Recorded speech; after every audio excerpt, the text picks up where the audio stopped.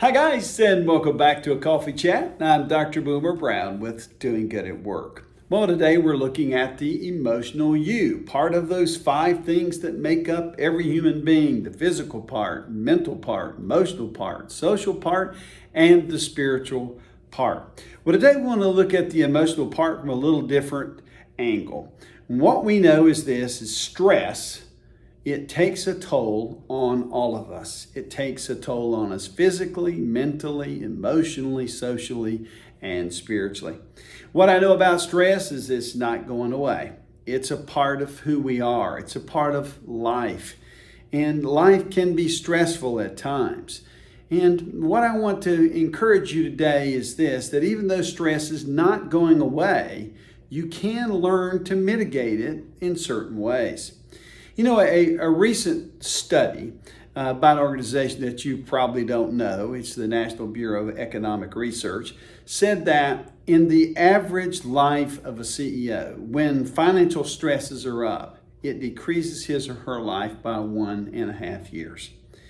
Well, all the added stress in your life, if 5 or 6 things all come together at one time from a stressful thing. Maybe it's work, maybe it's finances, maybe it's kids, maybe it's world stress, maybe it's family stress. I mean, if 5 or 6 things hit you all at one time, it might feel like what we call a stress tsunami. And some people are experiencing what feels like a tsunami with all the stress in their life. So here are 4 simple things I just want you to think about. Didn't say it fixed everything, but it may help you mitigate some of the stress in your life.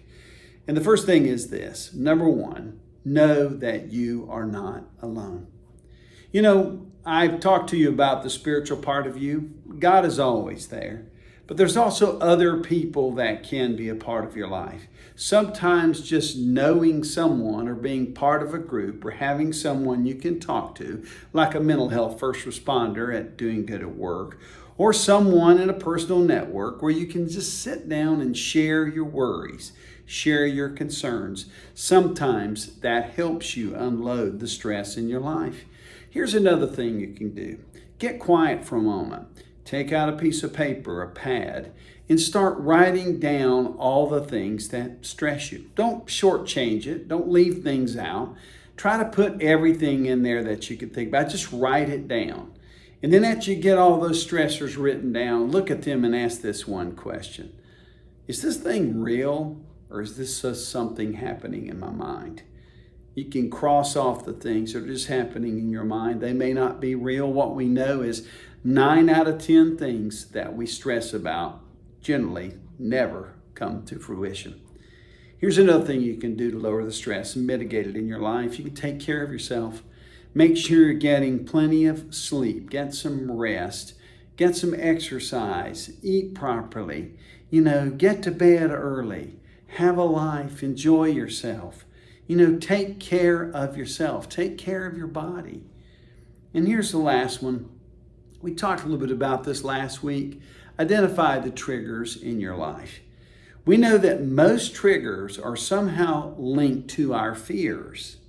What are the 4 fears that we are concerned about the most? Well, we fear that we're going to fail, and that causes stress. We fear that we're going to be wrong. That'll stress you out. We fear that we're going to be rejected by our peers, by our family, by our friends, by our workmates, and that stresses us out. And here's one thing that gets away from us, it causes stress. And it's the fact that sometimes you just have to face uncomfortable emotional situations, and that causes stress. See, I encourage you to think about these 4 things and to try to mitigate your stress. If you need someone to talk to, remember, you can click on the button. You can request free resources, look at the list, and then you can also ask to communicate with a mental health first responder. No obligation there. They're not counselors. They're just trained listeners. Maybe someone to share your worries with.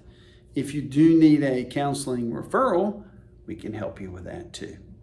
Listen, we're here to help you. We care about you. That's what we do at Doing Good at Work. So thank you once again for stopping by for a coffee chat.